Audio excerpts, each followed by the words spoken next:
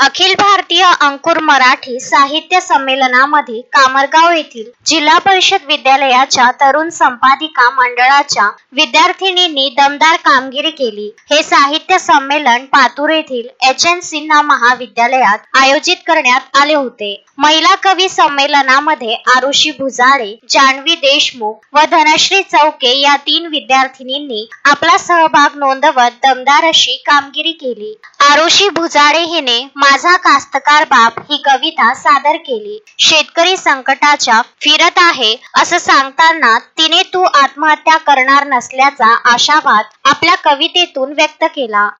उघड्यावर संसार नाही घेणार तो फाशी, त्याचे शेत त्याच्यासाठी आहे का बाणी काशी। संकटांना त्याची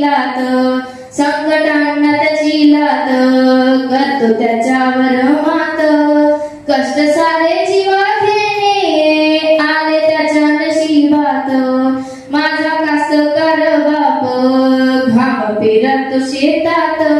जान्हवी देशमुख हिने स्वप्न नावाची कविता सादर करीत तिच्या मनात स्वप्नाबद्दल असणारे विचार या कवितेतून मांडले। तिचे सादरीकरण पाहून अनेकांनी तिचे कौतुक केले।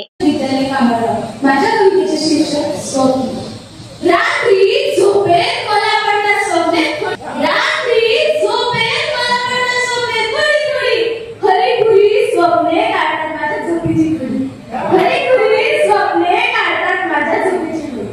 स्वप्ने मला वाटत नाही खरी खुरी, स्वप्ने मला वाटत नाही खरी खुरी। मनाच्या घरात भीती करून जातात थोडी, मनाच्या घरात भीती करून जातात थोडी। मला वाटतं स्वप्नासोबत खेळा, मला वाटतं स्वप्नासोबत खेळा किती, मला तर त्याची वाटतेच भीती, मला तर त्याची वाटतेच भीती। स्वप्नांची दुनिया मला वाटते नाही, स्वप्नांची दुनिया मला वाटते नाही।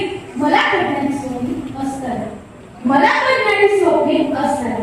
स्वप्ने देतात नव्या उमेदीची आशा, स्वप्ने देतात नव्या उमेदीची आशा।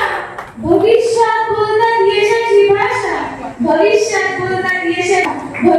बोलतात यशाची भाषा। धन्यवाद। धनश्री चौके हिने जग हे विज्ञानाच्या तत्वावर चालते, विज्ञानामुळे आपण चंद्रावर जात आहे असे सांगून तिने वेगवेगळ्या काम करणाऱ्या लोकांविषयी माहिती आपल्या विज्ञान युग हे खरं या कवितेतून मांडली। या तिघींचाही मान्यवरांच्या हस्ते पुष्पगुच्छ, सन्मान चिन्ह व प्रमाणपत्र देऊन अखिल भारतीय साहित्य संमेलनामध्ये सत्कार करण्यात आला। मुख्याध्यापक प्राध्यापक सुरेश राठोड, गोपाल खाडे, नीता तोळकर, दीपाली खोडके व रुपाली लोखंडे यांच्या मार्गदर्शनात या तिघींनी आपली दमदार कामगिरी केली। ग्रामीण भागातील विद्यार्थिनींचे अखिल भारतीय साहित्य संमेलनातील यश पाहता सर्वत्र कौतुक होत आहे। अक्षय लोटे, विदर्भ न्यूज, कारंजा लाड।